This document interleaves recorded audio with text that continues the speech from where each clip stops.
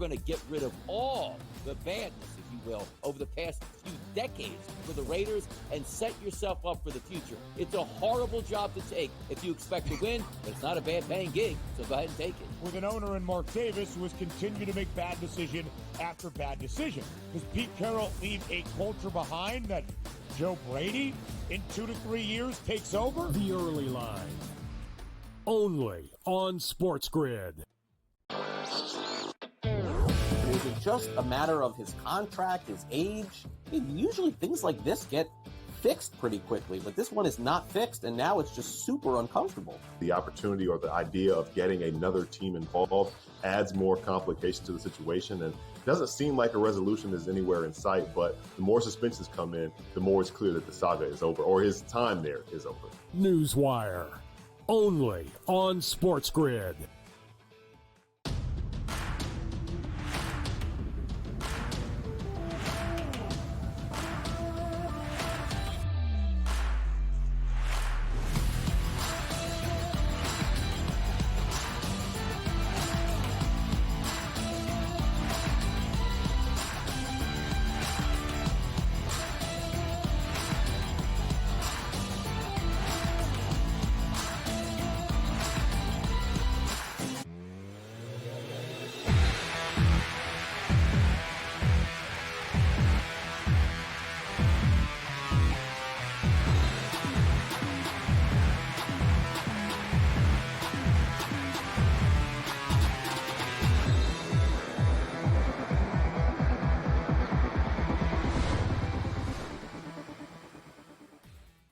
When the games are live, so are we. Welcome to a Monday edition of In Game Live. I am your host, the spitting statistician, Dane Martinez. With me is my consigliere, Dave Sharapan. We got a jam-packed night on the hardwood tonight. We got 10 games in the association, only one game on the NHL ice. We got some college basketball to talk about. We are going to have some guests join the show. Mark Zinno is going to bring us on home. I haven't spoken to him about the Super Bowl, so I want to get his thoughts. But Dave, I see you rocking a little bit of the Memphis Grizzlies action tonight. Let me tell you something, okay? Milwaukee money line was, the faithful last leg of a parlay for me last night. Bucks were winning that entire game, and then Memphis comes storming back in the fourth quarter. Jaren Jackson Jr. was like, hey, Giannis, get in the gym a little bit. They came all the way back, and of course, I lose the last leg of a parlay. But you riding with the Grizzlies tonight in a back-to-back? Yeah, again, these back-to-backs are very interesting, and we don't have any to really worry about with the NHL, but we got a bunch to worry about with the NBA tonight. Yeah, I mean, over, this feels like, Yes. it's the highest total on the board. Yes. It's got to be the over. There's already a move a little bit out here in Vegas. It's coming to the under. That's fine. I'd say let them bet it. We'll probably see this thing be at as high as 250. At some point during the game. What is this? You have a best bet in this game? Buddy. Yeah, buddy, I absolutely do. So you telling me you like the over in this game is music to my ears, because yes, my best bet here in the NBA tonight is those Memphis Grizzlies, their team total, Dave, over 121 and a half. Let me tell you something. The Memphis Grizzlies, they lead the NBA, Dave, in two categories. One, they're the highest scoring team in the league, 123.4 points a game, 2 points over this number. Also, they are the fastest paced team in the NBA, Dave. All right, I love this stat, pace. It is like the amount of possessions you get in a game, and the Grizzlies are the fastest team in the association, 104.3 possessions per game. That is more opportunities. Also, in the Grizzlies' last 5 wins, they have averaged almost 130 points a game, Dave, so I am with you. I think they could do this. Also, against San Antonio, we'll talk about it a little bit later on, but they're not going to have a full complement of players. Like, De'Aaron Fox is not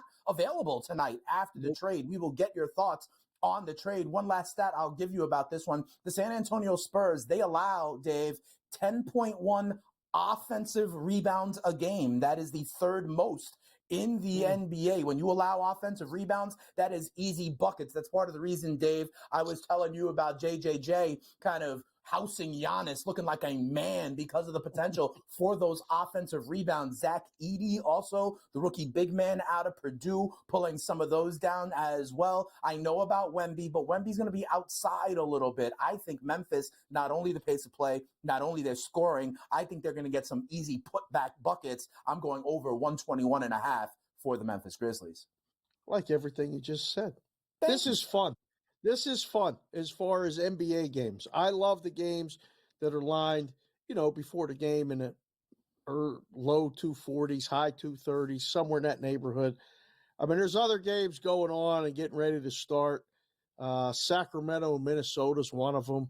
You look at that game and you go, okay, I don't really know about the side. I really am not sure, but it's gotta. I mean, if I'm forced in the corner, it's like, Dave, you got to pick a side. I think I like Minnesota, but the number's on the move. I mean, it's up to 5. This morning it was 1.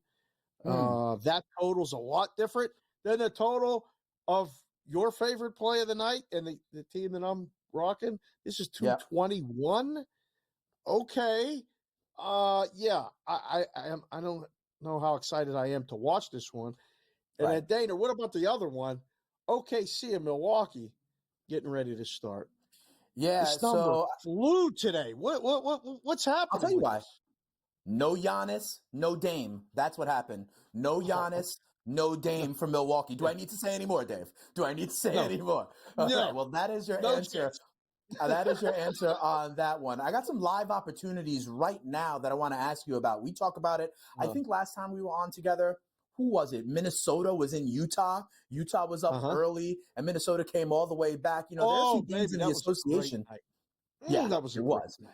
There are some games in the association that have already tipped. I want to ask you if either of these are a play for you right out the gate. The Charlotte Hornets are at home. They closed as 4.5-point favorites against the lowly Washington Wizards. They're about to go to halftime, though, and check this out. Washington, I don't know how, I don't know why, but they're up by almost 20. The Wizards are up 75-54 going into halftime. Yeah. These same Charlotte Hornets, who closed as 4.5-point favorites, are now 13.5-point dogs, 8-1 on the money line. That's option A. Or the Detroit Pistons, who closed at home as 4-point favorites against the Atlanta Hawks. By the way, the Hawks, another team, bad defense, fast pace. Okay, so that's an interesting matchup. But the Hawks are up by 11 in Detroit. You could get the Pistons plus 4.5. Remember, they were 4.5-point favorites going into this, or about 2-1 on the money line. Can I interest you in either of these home favorites going into the game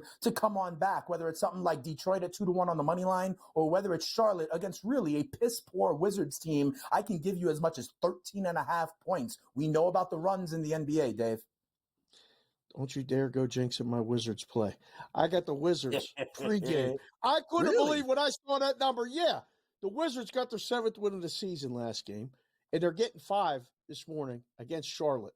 I said, 2 bad teams. Game's probably going over. I'm taking the points. So, no, I'm not interested in Charlotte, although it's a hell of a nice middle. We might be able to work that angle. It is a nice middle. You may have piqued my interest with Detroit. Hopefully we can close the gap a little bit on the last 2 minutes here of the first half.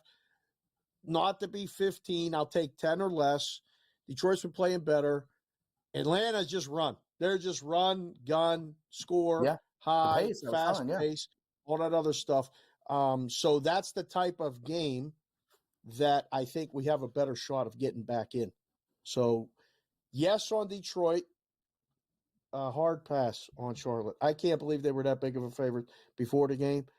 I mean, maybe if we could get, 8.5, something like that, you might get me interested, get me over the 7 number. But I don't think it's enough yet to get involved. All right, fair enough. And then listen, there's some action in college basketball tonight as well. Later on, big-time Big 12 matchup, Iowa State and Kansas. A little bit later on, Rock Chalk Jayhawk, they're 1.5-point home favorites in that one. You see Iowa State, this is a matchup of 2 of the top 15, I believe, teams in the country. But right now, over on the 4-Digit Network, Pittsburgh was at home. They were 12.5-point favorites going in an ACC matchup against Virginia, but Virginia's up by 17. Now, that's another one here. Dave, remember, and by the way, Nebraska did hold on to win that game against Illinois last week. In overtime. But you gave me You gave me UCLA, I believe, that night. Yep, I gave you the Portland Trailblazers in the Pacific Northwest that we liked that night. So let's do it again. What do you think? Can Pitt come on back on their home court, big-time ACC matchup? Boy, it's such a bad basketball game. I don't know. It's 9.5 now the other way. Look at this pregame number. Was Pitt minus 12.5, minus 1,100 on the money line, and it's 129.5. The total's down to 121.5. If it drops to 117.5, let's go over. All right, that's the thing I'm looking at. Pitt, we can only be interested getting double digits at this point because I don't know how many more points they're going to be scored in the game in general. All right, fair enough. We are off and running on In-Game Live. When we come back, Dave, I got a theory to bounce off you in the NBA. You're sharp. Let's see if you like this. Kane and Dave when we come back right here on In-Game Live.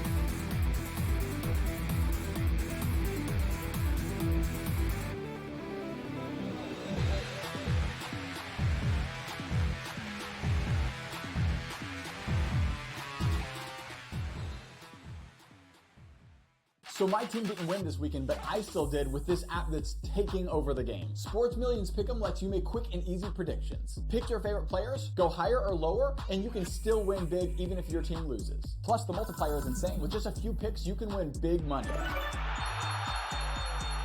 So get on it. They've got a welcome bonus to help you start off your winning streak.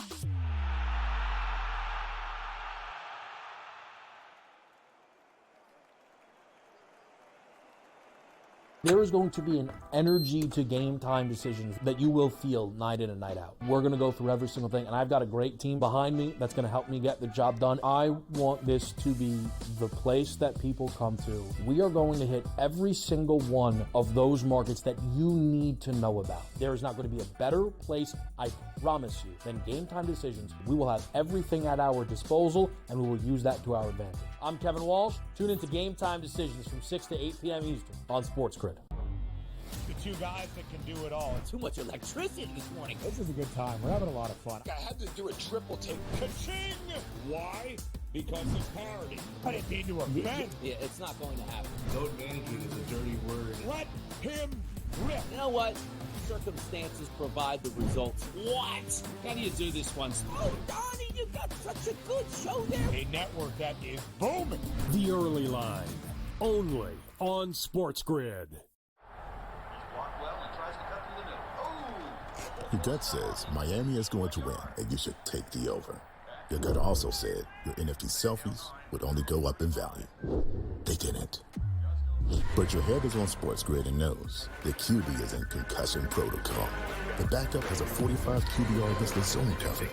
The New York D has the most sacks in the league. So yeah, trust your head. It's smarter to be on SportsGrid.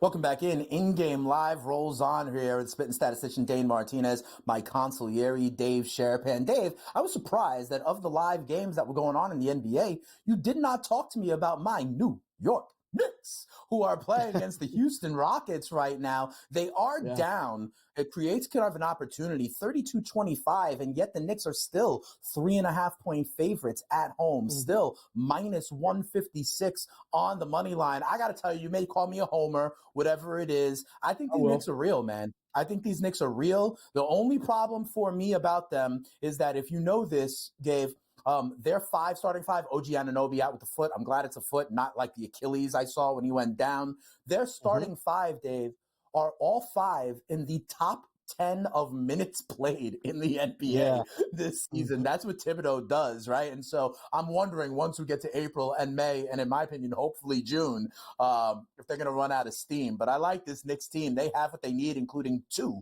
all-star starters. They haven't had that since, I believe, Frazier and Monroe back in the 70s, Dave. Wow. You mean Mason and Starks? Or No, they didn't do it. They didn't do it. No, they did not do it. Houston and Sprewell, maybe, but no. Ewing and like the one great year out of Starks, or maybe a Mason. No, it never happened. We're talking like the Willis Reed, Dave DeBusschere, Earl the Pearl kind of teams to do it, my friend. Bernard King did it all by himself, so that's for sure. It wasn't anybody back then. For those of you kids that are watching and don't know who Bernard King is, go back and just Google him and watch one 5-minute highlight tape. That guy was one of my favorites of all time. He could score. Saturday night, I almost reached out to you and said, is everything okay? Because they were huge favorites. They had the Lakers coming in. And the Lakers? Yeah. And they got smoked. They did. And I said, oh, my You see goodness. LeBron turning, hitting threes like a big-time triple-double, turning and facing Spike Lee. He got geeked up for that. We obviously have some other Lakers talk to do here, but I teased going into the break. I've got something that I've been starting to be on a lot. I wonder if you are interested in it. There were 2 examples of it tonight in the NBA, and both of them are working so far. You know, the books have to hang, they hang over under half on like a block, on a steal, on a three-pointer for some of the big men, right? And what I have noticed on a lot of these, I think there's an edge to be had, and that's what we do here on SportsGrid, right? Find people an edge. You're smarter being on the grid. Now, there are players, for example, in this Knicks game, Karl Anthony Towns. I am on his under half a block, okay? And here's why.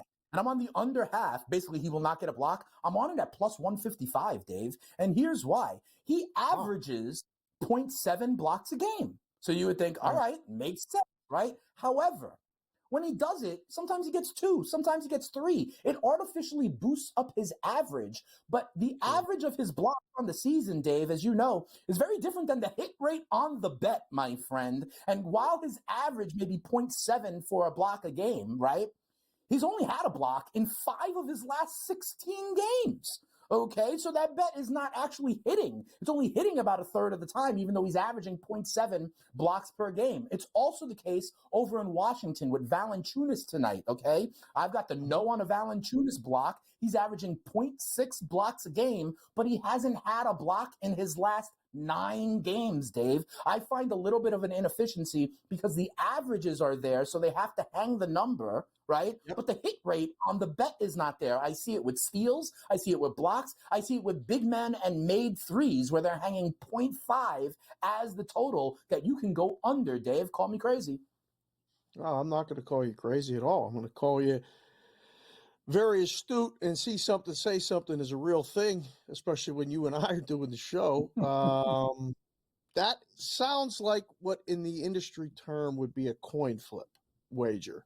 And those aren't coin flip odds. If you're getting plus 155, the Super Bowl's on Sunday, and the coin flip is the most wagered on prop year. Oh, yeah, because it's just one of those ones that everybody can just bet it. You don't need any skin, and it's quick. It's over fast.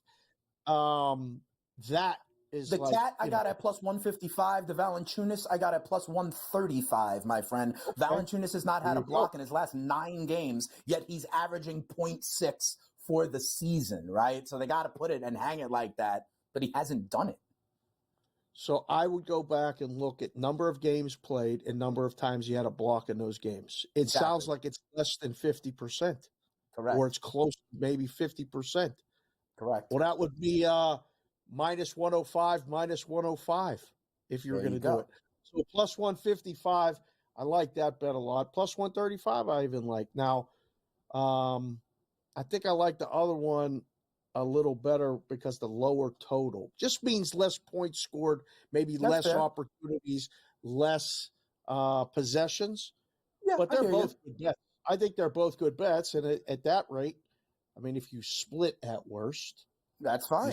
If I split, I still get 35 or 55 cents on it, to be sure. And the one I told you about, the Valanciunas one, he's on Washington, right? Washington's up 77-54 at halftime. So I don't know how many minutes he's going to be getting in the second half anyway, okay? And I just checked the box score in the first half. No block for Jonas Valanciunas just yet. I just checked the box score for the New York Knickerbockers. No block for Karl Anthony Towns as of yet. And I was just bringing this. You know what I always say, I'm not just giving you a fish, I'm teaching you how to fish. And I think with these kinds of stats, you can artificially boost up the season average, Dave, to a point where the books change the numbers a bit. But like you said, the hit rate and the kind of coin flip, you would see how many games he actually does it. But there are games where Cat, let's say, has 3 blocks. But guess what? That's still it only hitting in one of those games. Meanwhile, his average for the season will pull up. And I think there is a little bit of the artificial one. You also get it with big men shooting beyond the arc at times, Dave. You know what I'm saying? Absolutely. No, you're absolutely right. I like all of that. That was good. That was good. That made me feel good. That put me in a good space right now. So here's what we're gonna do. When we come back here, you're usually with our good friend Black Cloud, Mr. Wetzel, right? And in this spot coming up, he does a same game parlay. I am going to give you a same game parlay for New Orleans and Denver, which is going to tip in the 9 o'clock hour. I'll give it to you and you see if that one makes you feel warm and fuzzy as well here on Endgame Live.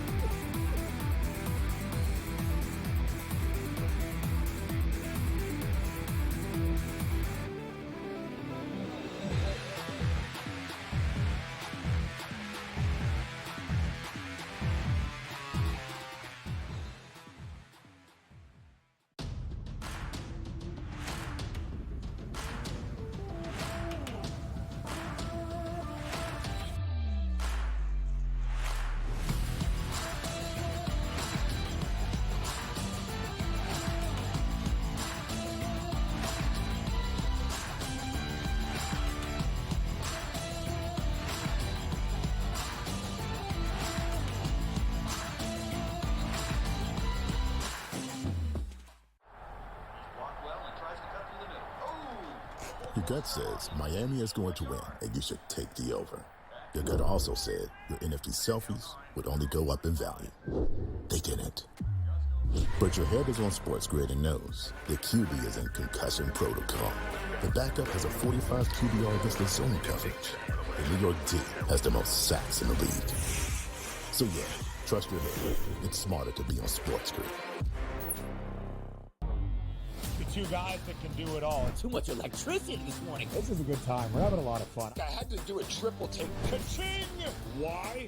Because of parody. I didn't mean to offend. Yeah, it's not going to happen. Load management is a dirty word. Let him rip. You know what? Circumstances provide the results. What? How do you do this one? Oh, Donnie, you got such a good show there. A network that is booming. The Early Line, only on SportsGrid.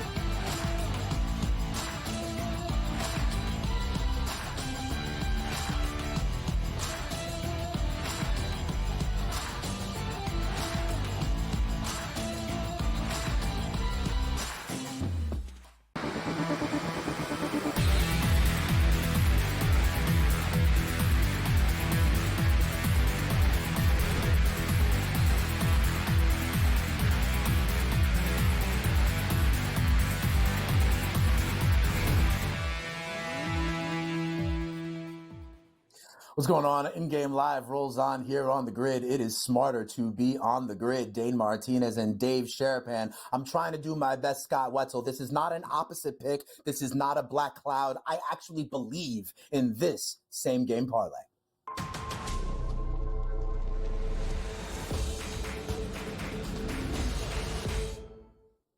All right, let's go on over to the Denver Nuggets and the New Orleans Pelicans. The Pelicans are in Denver, away from all the Super Bowl activity. And here's what I am going with. First of all, give me the Denver Nuggets. I think I will lay the number on Denver. New Orleans is hurting right now, okay? DeJounte Murray tore his Achilles on Friday night. You know, there's still no BI. I think Denver, who, by the way, was on the East Coast and had their first 3-game losing streak of the season, I think they're going to come back at home in a big way. So part one of this one is to lay the number with the Denver Nuggets. What I'm also doing in this game is give me CJ McCollum going over 20 points in this one.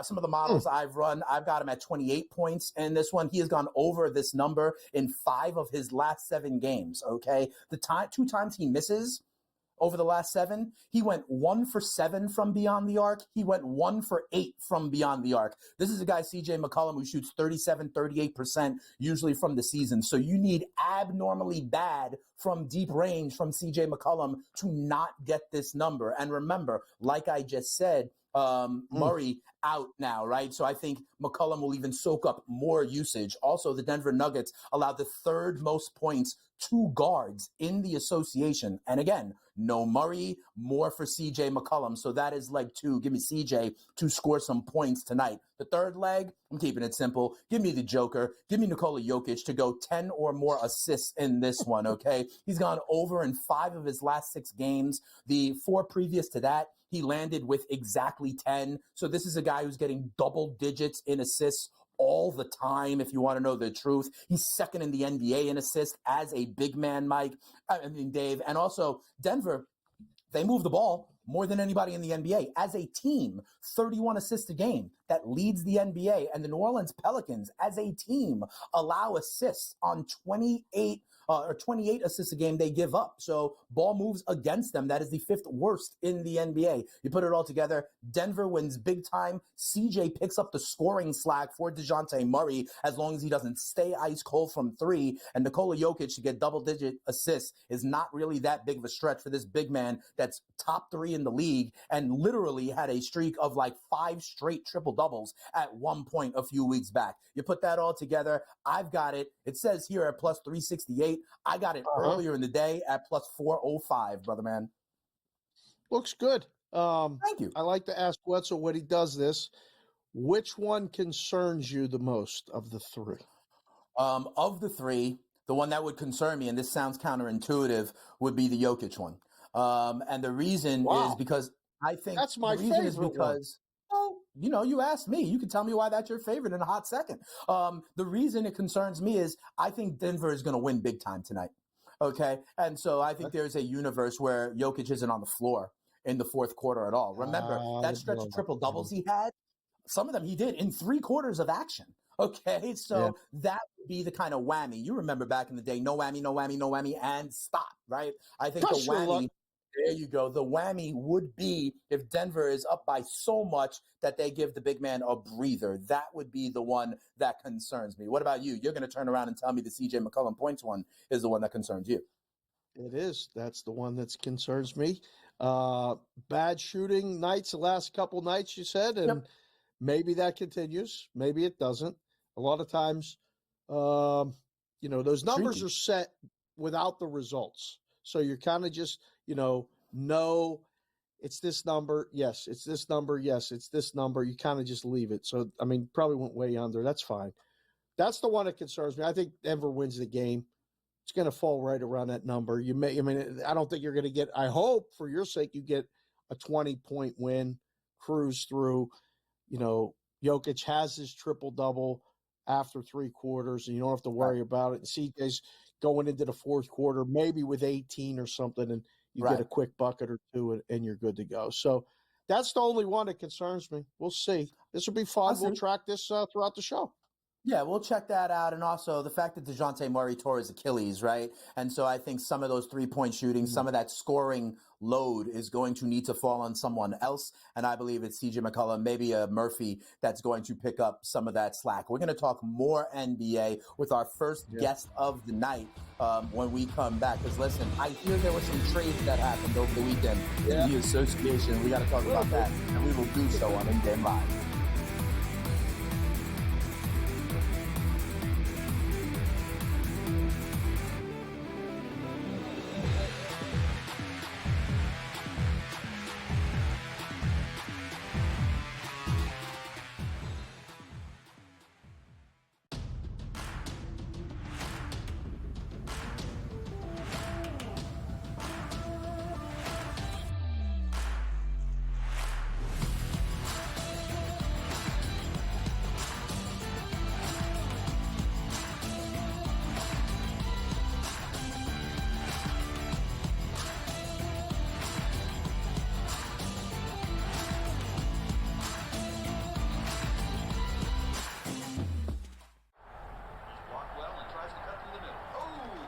Your gut says Miami is going to win, and you should take the over. Your gut also said your NFT selfies would only go up in value. They didn't. But your head is on SportsGrid and knows the QB is in concussion protocol. The backup has a 45 QBR against the zone coverage. The New York D has the most sacks in the league. So yeah, trust your head. It's smarter to be on SportsGrid. The two guys that can do it all. Too much electricity this morning. This is a good time. We're having a lot of fun. I had to do a triple take. Ka-ching! Why? Because of parity. I didn't mean to offend. Yeah, it's not going to happen. Load management is a dirty word. Let him rip. You know what? Circumstances provide the results. What? How do you do this one? Oh, Donnie, you got such a good show there. A network that is booming. The Early Line, only on SportsGrid.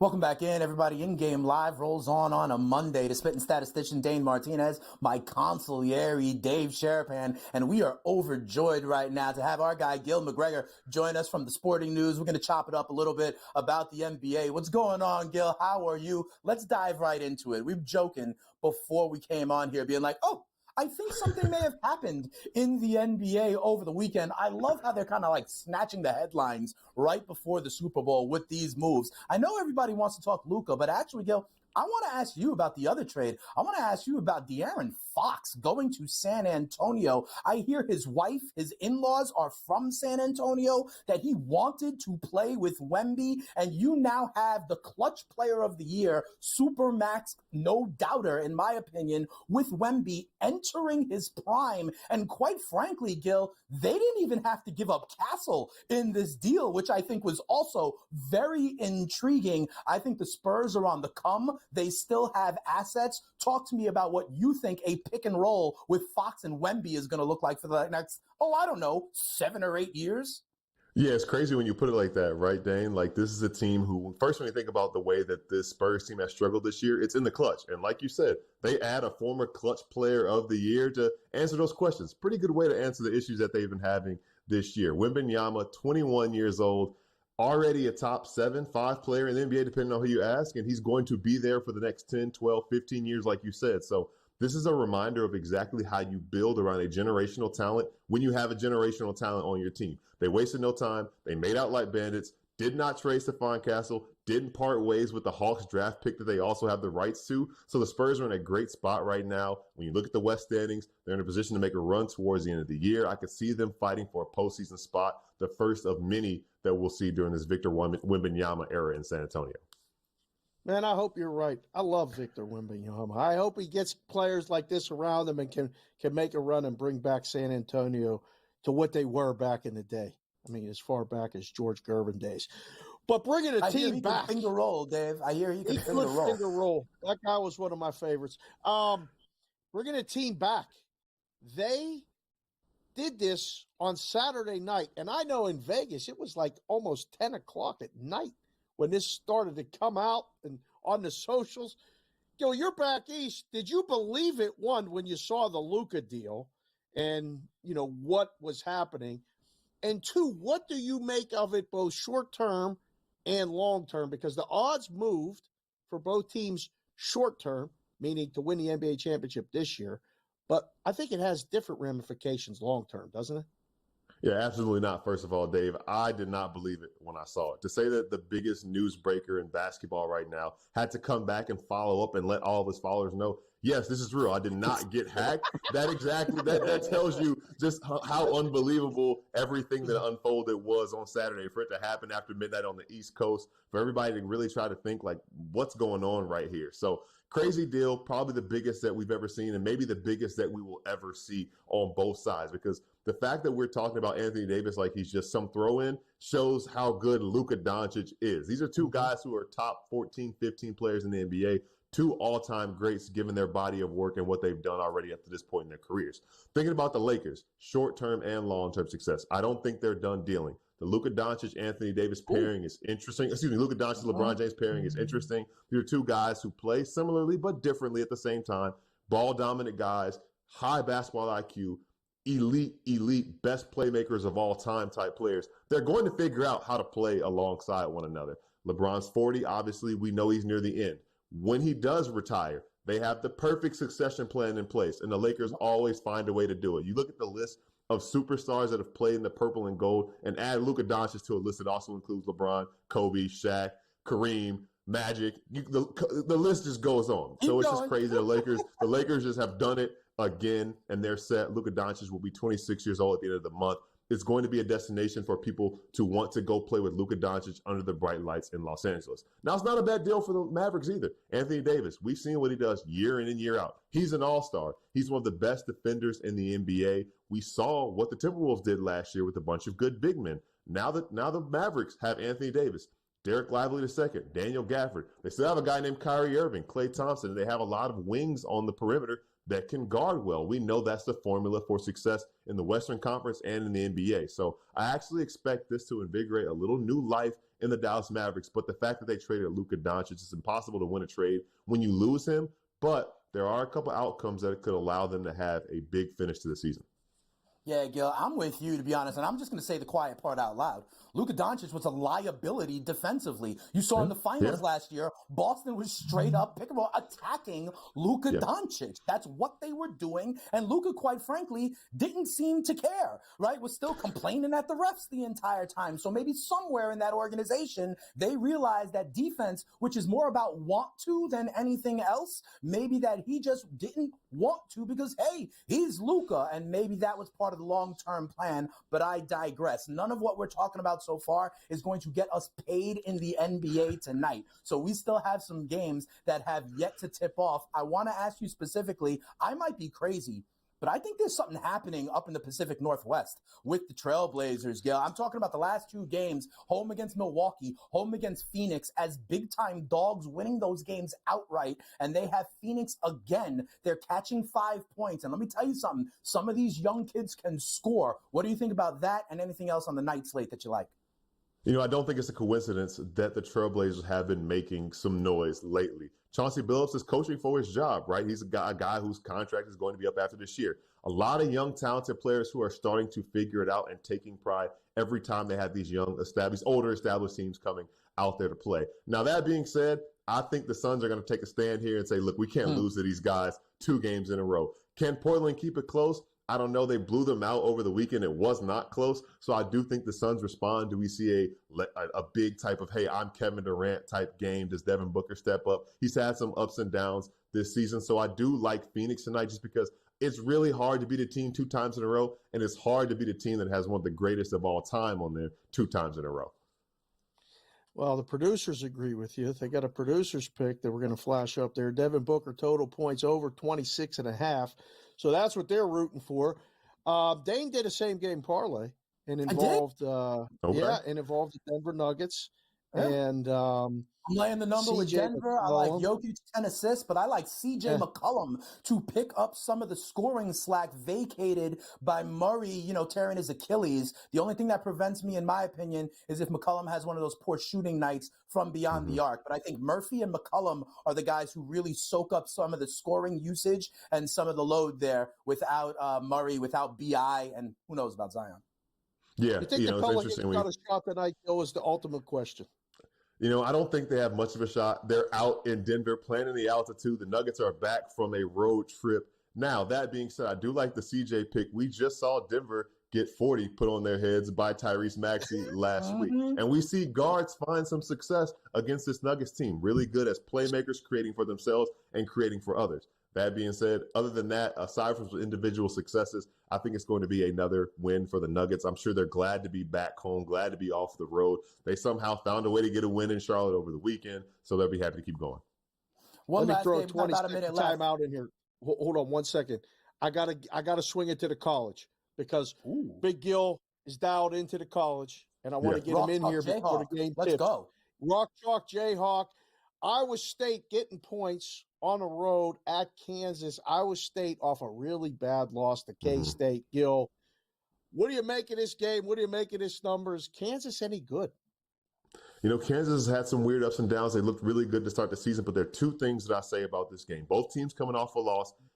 And Kansas lost last time these two teams went head-to-head. They're back in Lawrence this time. I like Kansas taking care of business at home, especially because they're motivated off of a loss their last time out. Oh, I love that. I just got smarter, and that is why you are watching SportsGrid here on an in-game live. Let me tell you right now, as soon as we finish this segment, run to the window and put in those plays. And I say like run to the window, like people are still doing that. You know, just download on your app and go submit for it. Thanks for chopping it up with us, Gil. Absolutely. We're coming back, Dave and Dane, coming back here on in-game live.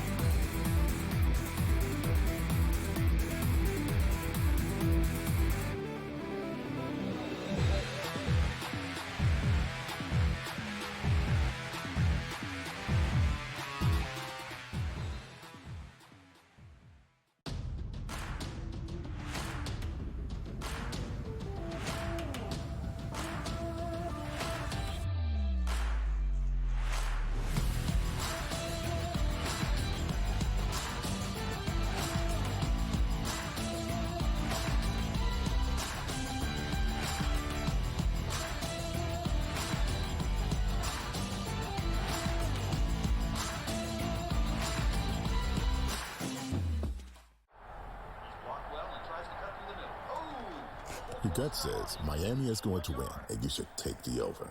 Your gut also said your NFT selfies would only go up in value. They didn't. But your head is on SportsGrid and knows the QB is in concussion protocol. The backup has a 45 QBR against the zone coverage. The New York D has the most sacks in the league. So yeah, trust your head. It's smarter to be on SportsGrid. Two guys that can do it all. Too much electricity this morning. This is a good time. We're having a lot of fun. I had to do a triple take. Ka-ching! Why? Because of parity. I didn't mean to offend. Yeah, it's not going to happen. Load management is a dirty word. Let him rip. You know what? Circumstances provide the results. What? How do you do this one? Oh, Donnie, you got such a good show there. A network that is booming. The early line, only on SportsGrid.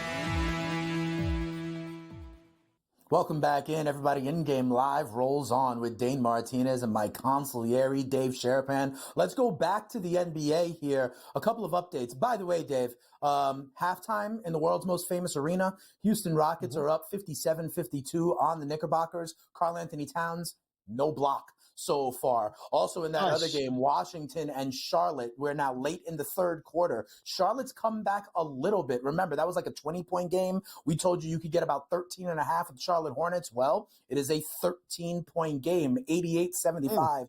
The Wizards are now up in Charlotte. 9.5 is the live spread. 231.5 is the live total. Jonas Valanciunas, Dave, no block so far, my friend. And the other one that you brought up, Oklahoma City Thunder at home against the Milwaukee Bucks. They are curb stomping the Bucks here, 54-31 midway through the second quarter. The Thunder are going to put up a big number tonight. You mentioned how that line moved. I said no Giannis, no Dame. There is also no Brook Lopez. There is also no Chris Middleton, no Bobby Portis. This is basically the B team on the second night of a back-to-back for the Milwaukee Bucks. I don't trust Doc Rivers to coach them up in OKC, Dave. No, that's one of those ones that, you've quoted it with me on here. I quote it every day. My cousin Vinny, the whole store got the flu. The whole team got the flu tonight. And it's not even the flu. It's just the back-to-back flu. Yeah. These teams are mailing it in. They're like, yeah, we're not even worrying about this game tonight. We're just conceding. We would have had to have our best effort. We caught us on a back-to-back. Good luck, OKC. Light it up. Get all your props. Get the win, and we'll go home. We'll be out of here quick. So I don't even know if the game's going to go over now. When you don't get a willing participant on the other side, it's one of those situations where you're like, what is the in-game total for that right now? Oh, it's hovering 226.5. Okay, so it's still around the number, but yeah, all those guys that said it before, no chance. We don't want to even get involved. I wouldn't touch it. And by the way, it is Callo, Jerry Callo, by the way. The other one that we did talk about, I told you how Detroit at home closed as a 4-point favorite. They were down early big to the Atlanta Hawks. Well, now, what do you know? Sure. 4 minutes left in the third quarter, and it's a 1-point ball game, Dave. So this is the one that we identified. You said you might be interested in Detroit. Yeah. They have almost come all the way back. And Dave, look at the live total in this one, now standing at 263.5. Remember, I told you about the Atlanta Hawks as another one of those fast-paced teams with bad defense. I told you points would be scored, and they are in the 90s with time left in the third. Love it. I don't know how high this one's going to go. Can it really go higher than 263.5? Yeah, we might get to 268.5, somewhere in that neighborhood. And that might be the point where if you want to really, just for a little bit of fun, and go under. But I wouldn't go under anything yet until we got to that number. So, because the game's getting close. I mean, it is close.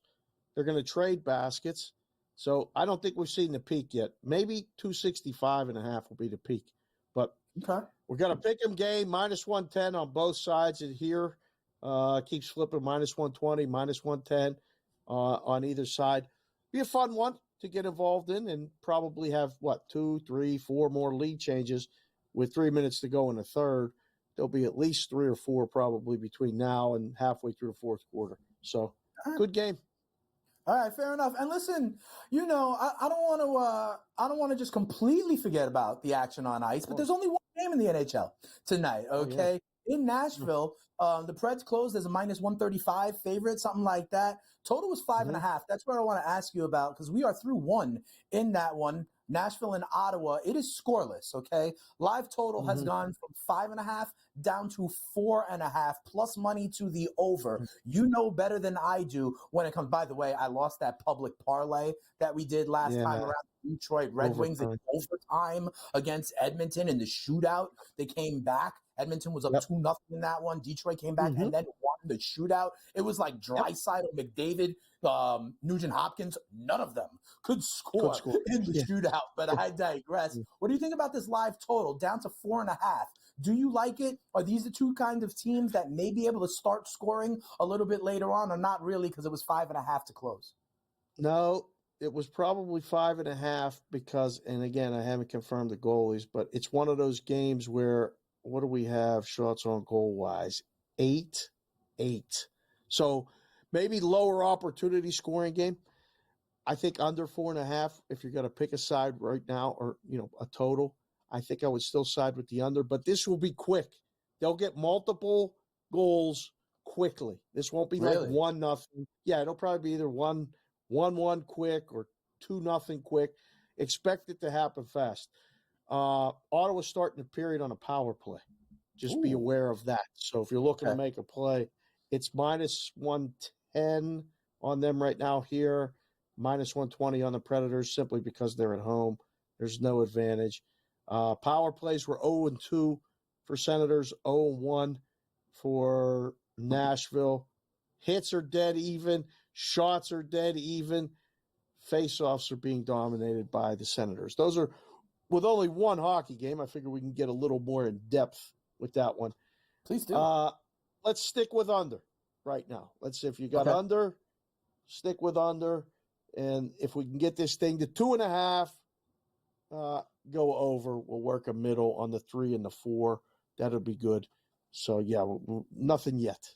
All right, fair enough. And if we do get a goal in that game between the Senators and the Preds, we might hear the goal horn as well. And to be quite honest, if we're staying under, we want to hear limited goal horns in the next hour and 10 minutes. We also got Sacramento and Minnesota. The Kings are actually up by 6 in this one, which is interesting to me because the teams that made the trades, right, like Dallas made that trade.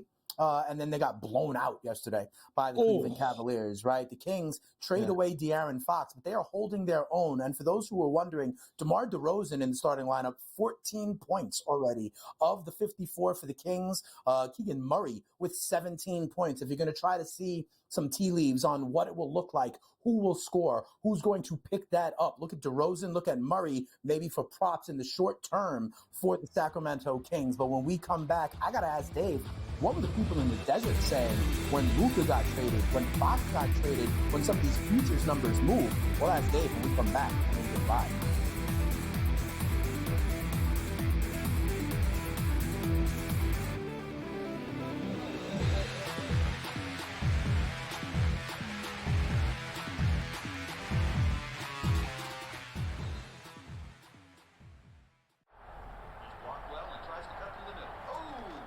Your gut says Miami is going to win, and you should take the over.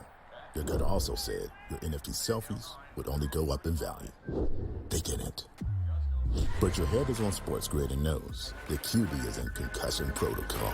The backup has a 45 QBR against the zone coverage. The New York D has the most sacks in the league. So yeah, trust your head. It's smarter to be on SportsGrid.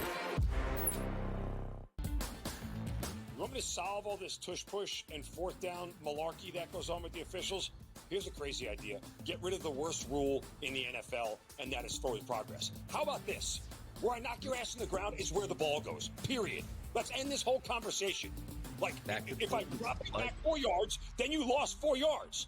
If we get rid of forward progress, this tush-push and everything else is taken care of. Where I put your tail on the ground is where the ball goes, end of conversation. It's the dumbest rule and the most arbitrary rule. The only thing that is a worse call in the NFL than forward progress is the punt that goes out of bounds when you watch the official walk down the sideline having absolutely no clue where that ball crossed over. All I can think of is that Price is Right game go do-de-do-de-do, do-de-do-de-do, as he's walking down the sideline, arbitrarily trying to figure out where the ball crossed over because he's got no clue. The Early Line, only on SportsGrid.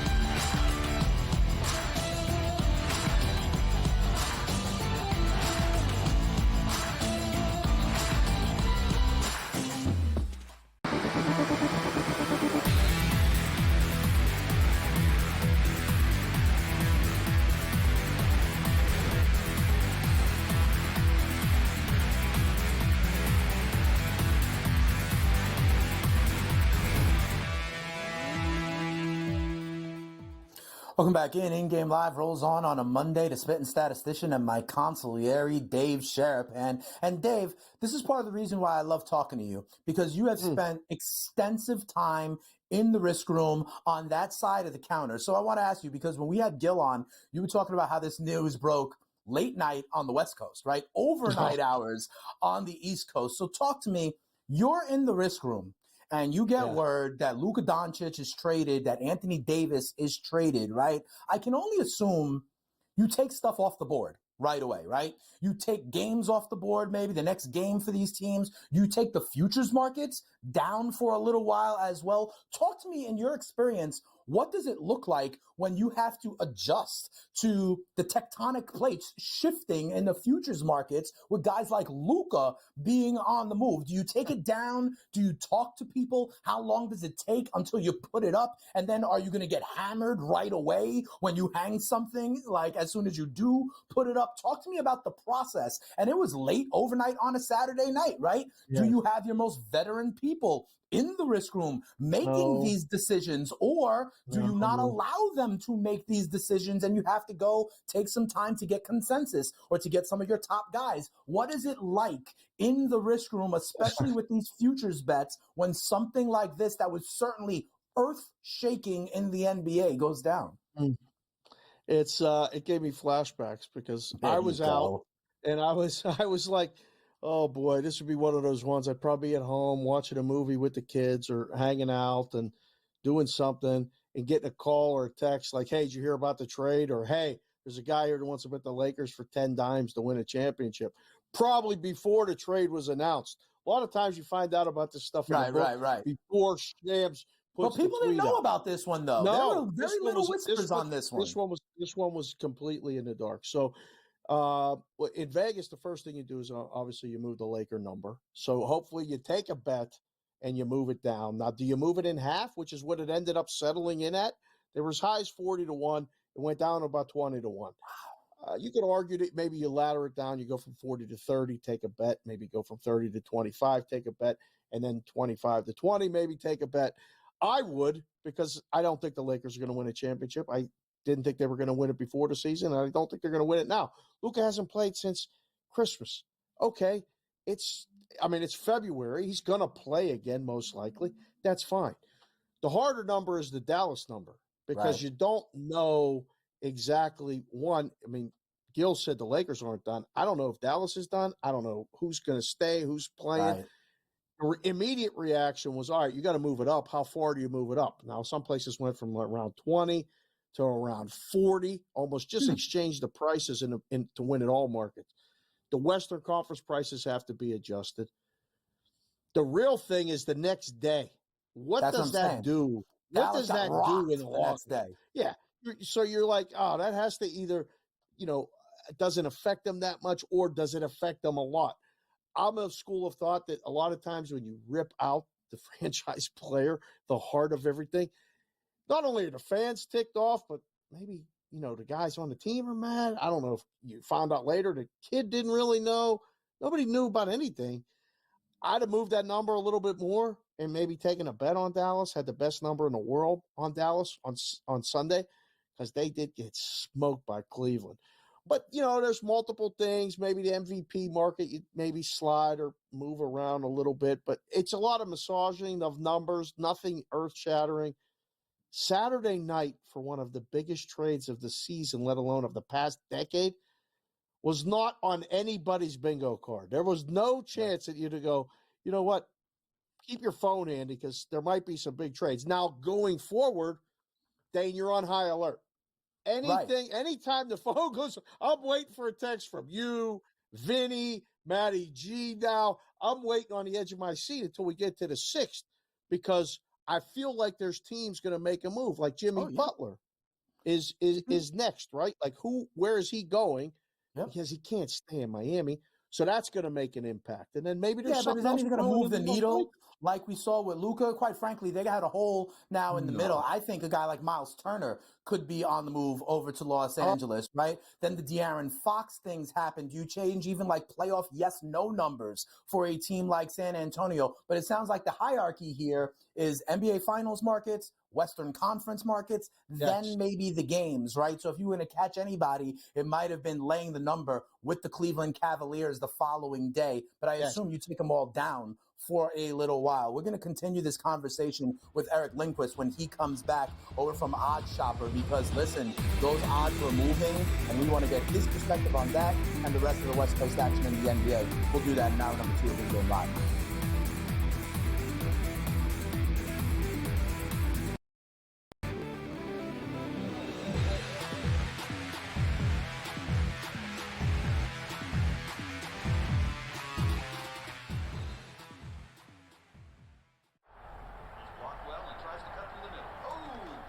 Your gut says Miami is going to win, and you should take the over. Your gut also said your NFT selfies would only go up in value. They didn't. But your head is on SportsGrid and knows the QB is in concussion protocol. The backup has a 45 QBR against the zone coverage. The New York D has the most sacks in the league. So yeah, trust your head. It's smarter to be on SportsGrid. You want me to solve all this tush-push and fourth down malarkey that goes on with the officials? Here's a crazy idea. Get rid of the worst rule in the NFL, and that is forward progress. How about this? Where I knock your ass on the ground is where the ball goes, period. Let's end this whole conversation. Like, if I drop it back 4 yards, then you lost 4 yards.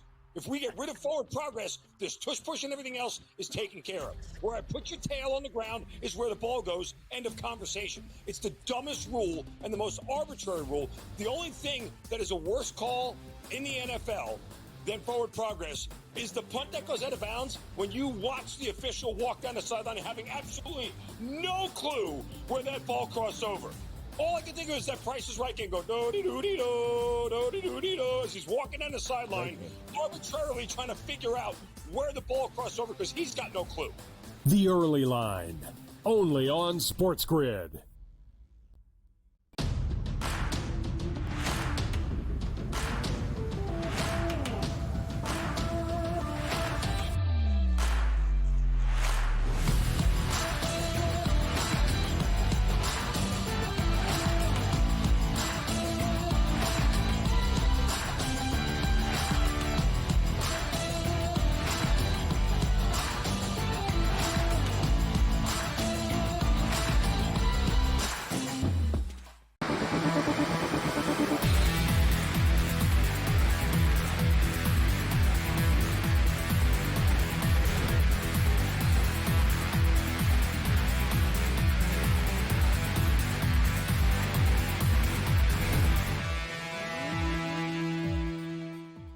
When the games are live, so are we. Welcome to hour number 2 of In-Game Live. The spitting statistician Dane Martinez, my consigliere Dave Sharapan, and we are now continued with a murderer's row of guests. And we have Eric Lindquist joining us right now. I don't know if you heard, Eric, there was a trade or two in the NBA over the weekend. I was talking to Dave about like how he adjusted in the risk room here, and everyone's talking about how you do not trade Luka, who's in his age 25, 26 season, whatever the case may be. I'm telling you, Dallas realized that this man was a defensive liability, and maybe they got to their ceiling with him. They want to win championships, and let me tell you, Kyrie, Clay, PJ, Anthony Davis, and Gafford/Lively is not something to be toyed with in the Western Conference. What was your reactions to this big deal when it went down? Well, as Dave knows, I'm a Minnesota Timberwolves fan, and I saw Luka do some pretty interesting things in the Western Conference Finals last season. Screaming at Gobert. That are pretty hard to replicate. Yeah, the switch on to Gobert, the dagger straight through my heart.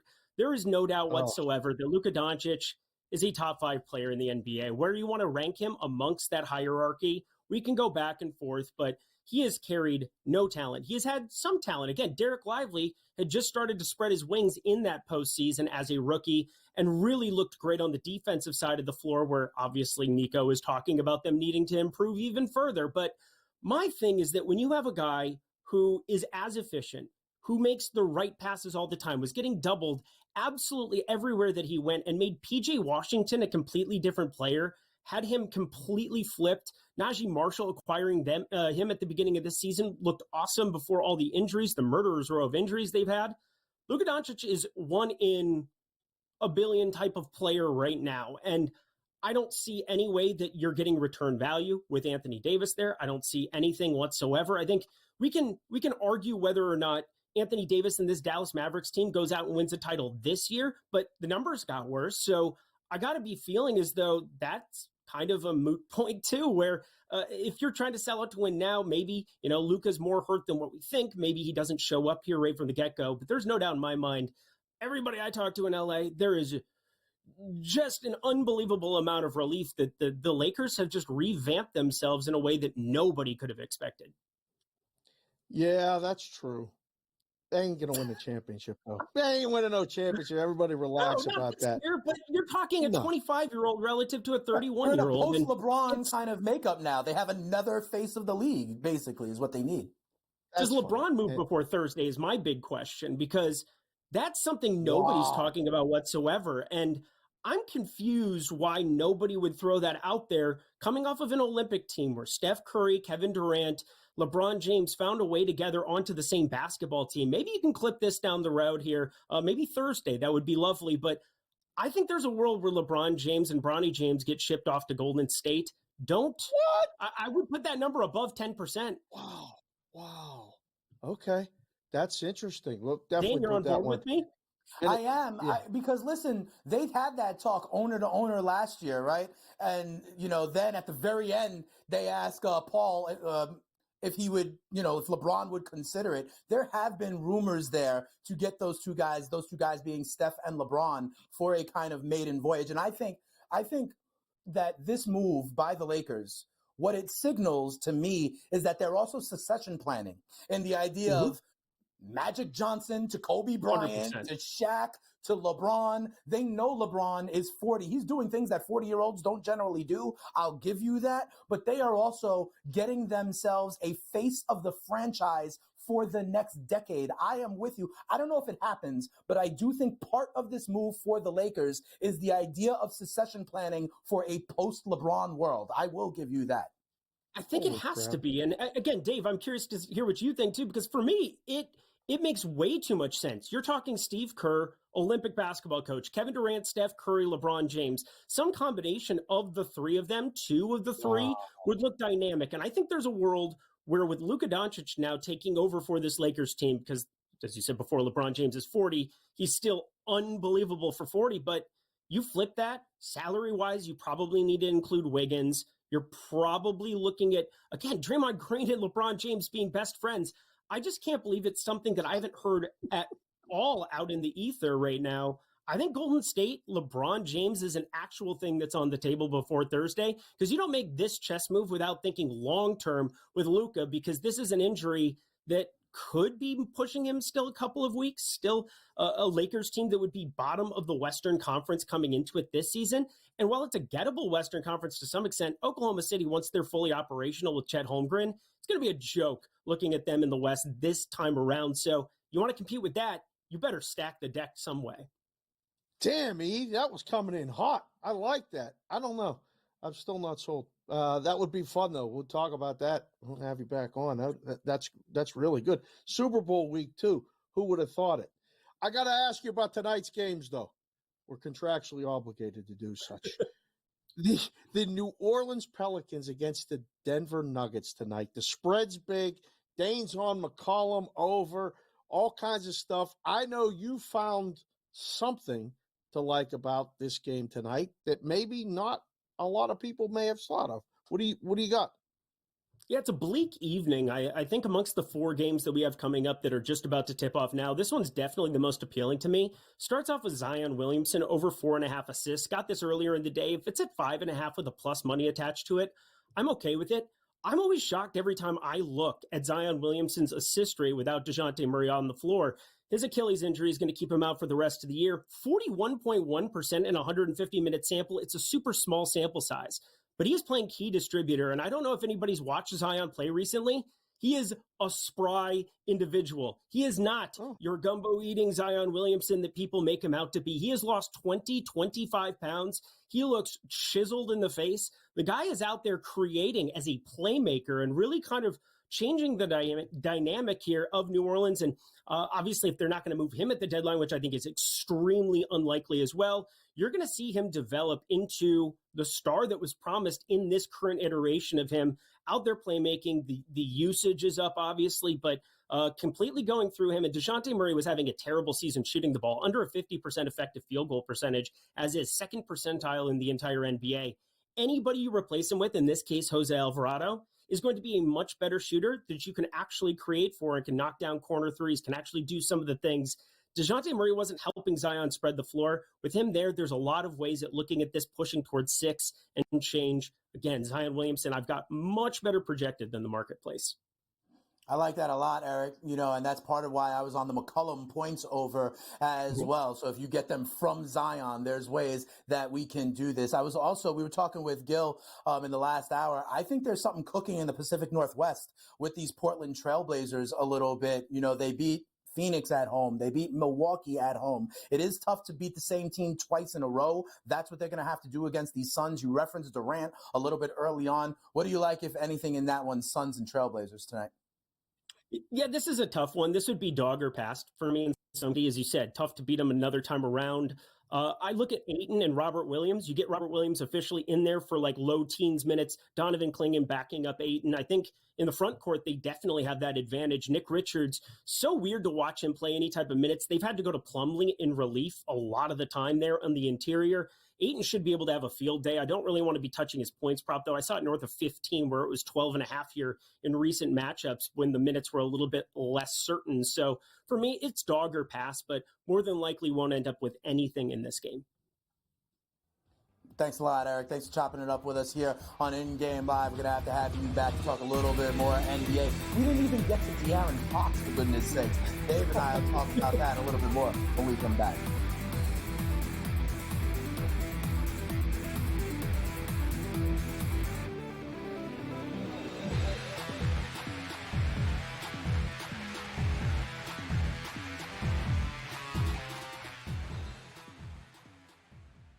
So my team didn't win this weekend, but I still did with this app that's taking over the game. Sports Millions Pick'em lets you make quick and easy predictions. Pick your favorite players, go higher or lower, and you can still win big even if your team loses. Plus, the multiplier is insane. With just a few picks, you can win big money. So get on it. They've got a welcome bonus to help you start off your winning streak.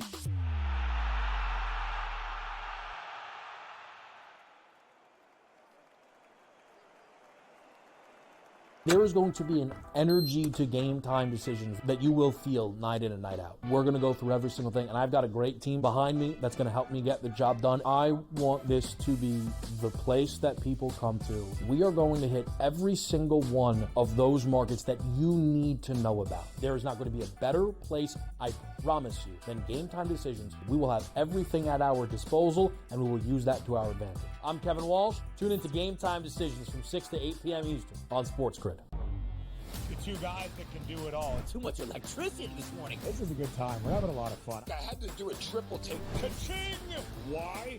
Because of parody. I didn't mean to offend. Yeah, it's not going to happen. Load management is a dirty word. Let him rip. You know what? Circumstances provide the results. What? How do you do this one? Oh, Donnie, you got such a good show there. A network that is booming. The Early Line, only on SportsGrid. Your gut says Miami is going to win, and you should take the over. Your gut also said your NFT selfies would only go up in value. They didn't.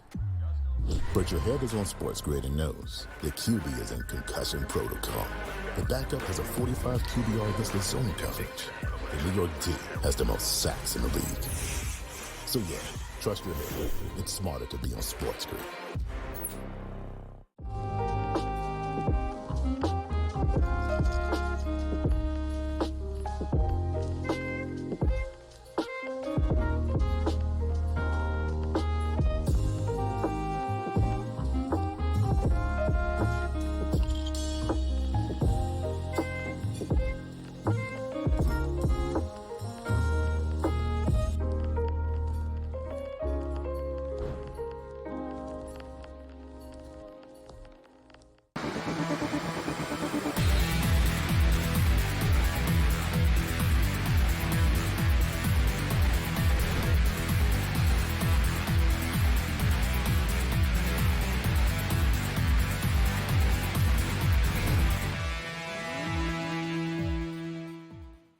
What's going on, everybody? In Game Live continues. By the way, Dave, let's go back to you're rocking the Memphis Grizzlies hat. Remember, I told you my play was the over on the Memphis Grizzlies, over 121, 122. It was something like that. We are through one quarter in Memphis, and the Grizzlies have 34 points. They are up 34-28. They are now 5.5 point live favorites. 244.5 is the live total. 34 in one quarter, and a game that is still only a 6-point game. It's not like they're up by 17 or anything like that, because we talked about that and that impact on the live total. I like what I see. 34 in one quarter paces to somewhere in the mid 130s. I will take it, brother man. Yeah. Just to give you a little perspective, OKC, who has 78 at the half, scored 39 in the first quarter and then 39 in the second quarter. So I'd love for you to get another 34 at least in the second quarter from Memphis, get them a little bit ahead of pace. That's a good thing. And like you said, it's much better to be closer. We don't need them to go run away and hide or anything. Like the first couple games tonight, the Hawks have run away and hide 115 to 108 with 6.5 minutes left against the Pistons. The Wizards are going to close it out 116-107, 2 minutes to go. So, boy, I'm glad we didn't get enticed with that one. The Wizards get their first 2-game winning streak probably of the season. It's only their 8th win total of the year. Rockets up 78-74, minute and a half left in the third at MSG. Is it time to bet your New York Knicks -2.5? That's interesting to me. I think there's a run left in them. I think there could be a run left in them, to be sure. I like that. There could be a run left in them. By the way, Karl Anthony Towns, no block as of yet. No block as of yet. Just let you know on that one. I'm doing this blindly going over to that other game, which, by the way, Charlotte has come on back a little bit. There's only 2 minutes left. They're not going to come all the way back. But remember how Washington was up huge in that one? It is now just a 7-point game. Valanciunas, no block on the night so far. So those that I gave you at plus 135 and at plus 155, Dave, so far, so good. And because of the juice I told you about, even going 1-1 on those, and by the way, one of those games have only 2 minutes left to go, right? So even if we went 1-1 on those, we would feel good about it. I'm telling you, Dave, check that out. The half that they're hanging on things like steals, blocks, big men on made threes. The average and the hit rate are two different things. We're not just giving you a fish. We are teaching you how to fish. And then, Dave, the one game, because I know we don't have you for a ton of time left here, that one game on ice in Nashville, it is now 1-1 with about 6 minutes left to go in the second period. You told me if goals would scored, that they would come in bunches, each team with a goal, and now they are hanging 4.5. However, the over 4.5 is now heavily juiced, -235, that there'll be at least 5 goals in this one. Yeah, if you had under 4.5, you're really going to have to hold on and sweat with this one. And now you get a bigger plus if you go back for more. I don't like it. I think they each score once in the second period or in the third period, and this thing is eventually 2-2, and somebody's going to get one more, which means it's over 4.5. So, just hold off on that. I don't know. We can go over 4.5 -$2. That's a bit excessive. Can't do that. To say. That's too much. Well, we can hear Vinny. Give it to me. We haven't heard it yet. If you want it. Senators 2, Predators 1.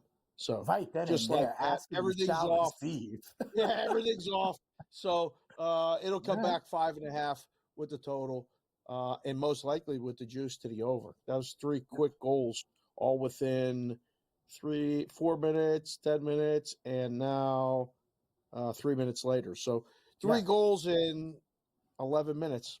So pretty quick, and they're not done. This Predators games go, they had games 7-5, 8-6 the last week. Yeah, we're not done yet there.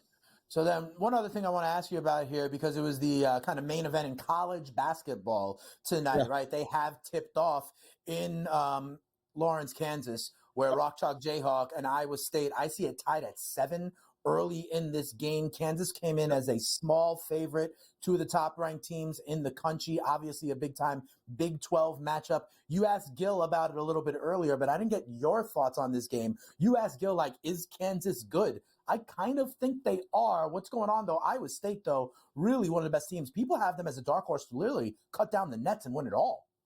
No question. They've won some good games on the road, but couple bad losses. That one to Kansas State. They were huge favorites, double-digit favorites, and lost by double digits over the weekend. Usually expect a team like that to bounce back. I thought that line would probably be Iowa State, small favorite on the road, 1.5, 2 on top. And it came Kansas with the favorite at the bottom, home team -2, went up to -2.5. Telling you those ones stink to all high hell for me. It's Kansas or nothing. I don't want to. And I really like Iowa State, TJ Otzenberger. Matt Peralt did work with him in Omaha back in the day. And we keep an eye on him. TJ went nuts, got a technical to try to fire up his team, and it didn't even work on Saturday. So they probably had a really good day of practice Sunday and supposed to come back and bounce back. But I like Kansas. I don't know about Kansas, though, long term to win it all. They're not on a lot of lists. They're not even in the top 10, of teams win it all. They've had a big drop-off. Big unders, just a lack of ability to score in crunch time. You've seen that.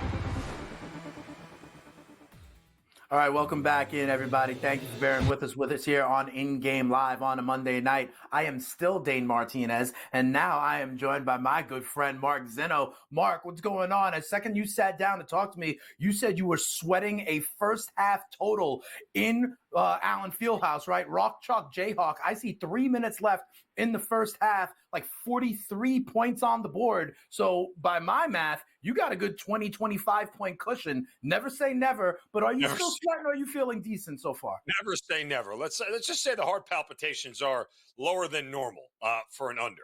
And it's crazy too, because, this line had creeped up throughout the day. And actually, I think the first half total, I got 68.5, closed at 69.5.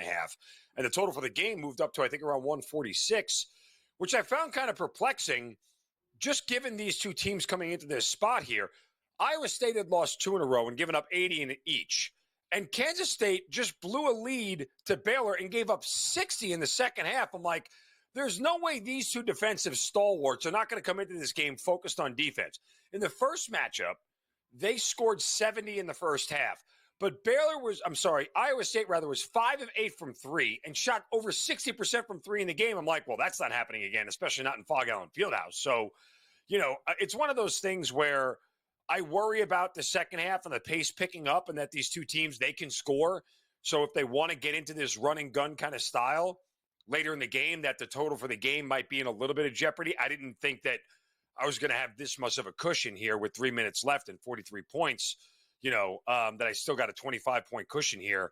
I didn't think I would be in that sort of scenario. I thought they would, be pushing 60 at that point in time, and I'd worry about the game total over. I don't think you have to worry about the game total over now unless something really crazy happens where both teams are putting up 50 in the second half. But nonetheless, that was kind of like my handicap to the game. So I'm glad to see that I was right for the most part on both teams focusing on defense. I mean, Iowa State only has 15 points and there's 2.5 left in the first half. Yeah, so, we'll watch that for the final couple of minutes there, but you do look all right on that one. You also told me you were on a total in a game in the NBA down in Memphis in the Grindhouse, right? I told you I was on the Memphis Grizzlies team total. That game has gotten to halftime, 61-49. The Grizz are up. Live total in that game is 233 and a half. To me, listen, Memphis, one of the best scoring teams in the NBA, fastest pace in the NBA as well, going against what I thought was going to be a depleted Spurs team. It's not like Fox is going to be there available after the trade over the weekend. See, now, if I was you, I'd be angry right now because we were talking a moment ago. They had 56 with 3 minutes left and only scored 5 points the rest of the way out. Like, I feel like you should have been closer to 65 instead of 61. On the flip side, you hope that at least the Spurs continue to push the pace, keep scoring. That'll force Memphis to keep scoring to get it over here. I mean, I laid the 5, so I'm kind of content with where things are right now. Let's see how the second half unfolds. Yeah, we'll see how the second half unfolds. To be quite honest, I want that game to tighten up a little bit, right? They're up by 12 points. If they start to win going away, that's when I get concerned about what happens in the fourth quarter. A 12-point margin, I am okay with. So here's what we're going to do. When we come back on the other side, you're going to get Mark and I for another 5 minutes to wrap up In-Game Live. We'll look at the board. And I haven't talked to Mark about the big game on Sunday. I got to find out what's on his card. We got Luka, De'Aaron Fox. A lot to cram in 5 minutes. We'll do it on In-Game Live. Back.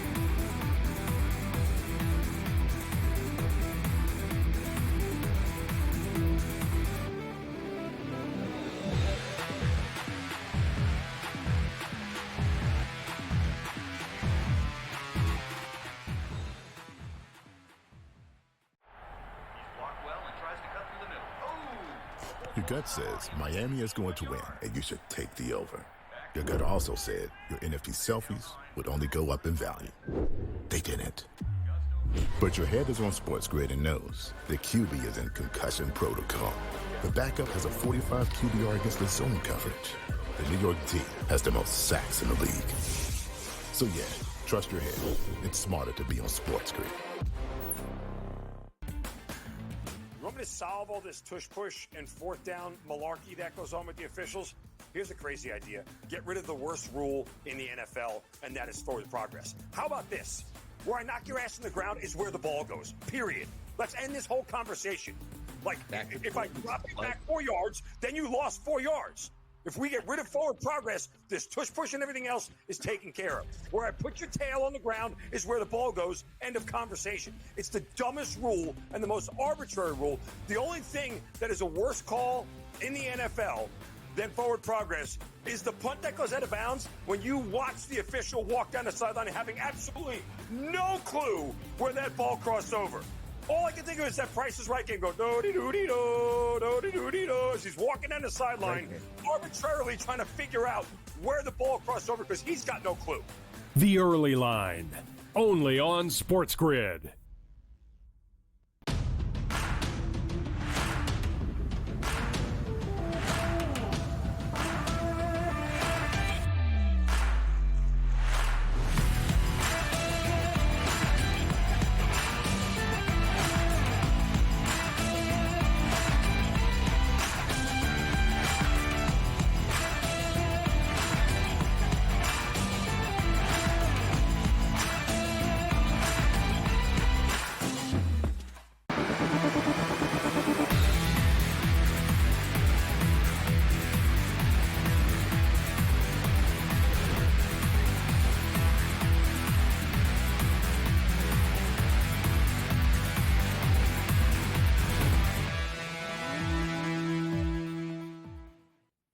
What's going on here? Wrapping up this edition of In Game Live, Dana and Mark. And Mark, I don't get the chance to talk to you often, right? So there is a big game on Sunday. I got to hear, and I'm going to divert your attention from the last 90 seconds in Kansas, right? To make you feel a little bit more comfortable. What do you like on this game on Sunday? I got to tell you something. I think if they play their best games, I know you don't make money betting against number 15, number 87 in red and white, but I think Philly is actually the better team if they play their real game. I think the defense is strong, and I think Saquon Barkley is the trump card in this one, Mark. The Buffalo Bills were the better team, and they didn't beat them. That's fair. That's fair. Eagles are the better. Like, listen, I'm still not over the Bills losing at all in any size, way, shape, or form. So this Super Bowl is my absolute nightmare. I hope the Chiefs dynasty folds. I hope they change the name on the Lamar Hunt Trophy so his name isn't on it anymore. I can't stand the Chiefs. It's a dynasty I hate. And I hate the Eagles because I'm a Giants fan. So this Super Bowl is my nightmare. And I'm probably not even going to watch. Why? Because I don't care. That said, I can still bet on it. Sure. I agree with you. Look, I mean, in anger after the Bills lost, I bet on the Eagles money line, which I'll probably make a donation to my sports book for doing so, because at this point, to me, I just have given into the void that the Chiefs are going to win this thing. Right. That said, I looked at, I dipped into the prop market here. My favorite prop is Xavier Worthy over 5.5 rushing yards. I know everybody caught on. I played it in the AFC Championship game, and it hit in the first quarter. I still think it's very viable to hit again. I know a lot of people are on that prop, along with Dallas Goedert. I didn't play Goddard. Mm-hmm. I played Noah Gray over receiving yards. I think the Eagles, who gave up 175,000 yards to Zach Ertz last week, will absolutely say Kelsey's not going to beat us. That's exactly what the defense will do. Vic Fangio's going, that guy's not going to beat us. So that may leave some opportunities for Noah Gray. I picked Patrick Mahomes to throw an interception.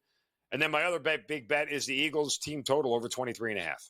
So, if I think the Eagles can win, they're not going to win the thing 20-17. I don't see that. Right. I don't see that Super Bowl materializing. It could. And look, it is kind of crazy how you got like two of the best defenses in the league, and they opened this total at 49, which I thought was really high to begin with. I thought it would have been around 46, 47. But maybe odds makers are right on this one, that much similar to the last Super Bowl we saw between these two teams, that a shootout's going to unfold. And I threw a shekel down on Saquon to win the MVP as well. Yeah, listen, let me ask you this. If you think Kansas City is going to win, I think by proxy you should just bet Mahomes to win the MVP. Forget about minus 115, something like that. You could just get Mahomes at plus 110, plus 115. I understand your Saquon bet as well. I'm on Hurts for the anytime touchdown. I got it at minus 110. I think he gets into the end zone there. And then, you talk about the way it could go down. I'm on the Mahomes attempts prop. I don't think this Chiefs team is going to be able to run the ball against this Philly defense. Okay, yeah. And I am on the 36.5. And the other part of it is, Mark, I think the Eagles are going to win the game. So I think the game script is going to be such that Mahomes is going to have to throw the ball as well. Kareem Hunt is just the guy, and Pacheco is not healthy. I think Mahomes is going to have to throw for them to win, and I think they're going to be down in the game. Yeah, again, I kind of agree with you that that Mahomes is going to have to throw. I did look at that number. It's just a question of how does the game unfold? Is it more defensive or offensive, right? Like it's a real tough game script to call when you look at it. I mean, if you believe, right, that Saquon is not going to be able to have a good rushing day against the Eagles defense, against the Chiefs defense rather, then you look at Hurts' attempts prop. You look at his yardage, right? You look at his completions because he's going to have to throw. And if the Super Bowl unfolds like it did 2 years ago when these two teams met, there was a lot of throwing in that game. Now, the hard part is Hurts hasn't looked right in a couple of weeks, since he came back from the concussion. So it's hard for me to trust it that that's the best game script for them. But, again, the other thing, too, because the Chiefs are so good at stopping the run, I would look at Saquon in the pass game, right? Like we know he's a viable weapon in the pass game. They're going to get him the ball no matter what. They're not stupid about this. So if they can't run with him, guess what? There's going to be screen passes to Saquon, and we've seen what his abilities are when he has the ball in his hands in the pass game. So yeah, it's there's a lot of different options there. Yeah, I'm not mad at you. One that I'm getting a little too cute with because there's so many. It's like a Cheesecake Factory menu, right, with all the props you can get. I am on under 3.5 Eagles to have a rushing attempt. It's going to be Saquon, it's going to be Hurts, and it's going to be Gainwell. That is about it. And by the way, I have good news for you, Mark. As we head out of here, 35-19. We are at halftime at Kansas, and it is 35-19. So you can cash that. Hopefully, you were able to cash some other stuff here with us on. I don't think they do the kind of end arounds. I know that could be live, but I don't think they actually do that. I think they consolidate here in the big game. Hopefully you consolidated your action and hit some bets here on another edition of In Game Live.